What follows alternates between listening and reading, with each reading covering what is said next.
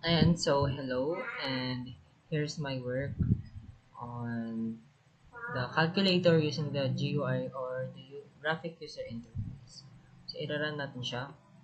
So, pag nirun natin yan, is lalabas itong dinesign natin na calcu, and then let's try to input something. So, 3 multiplied by 5, that would be 15.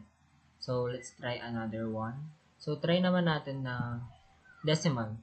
So, 151.2 plus 151.2.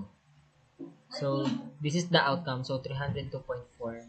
So, ang naging unique lang din nung akin is black. So, there's a black. Then yung sa mga operations niya is yellow. And then yung pag cleaner mo to, clear din siya. So, red ang ginamit ko. So, thank you for listening.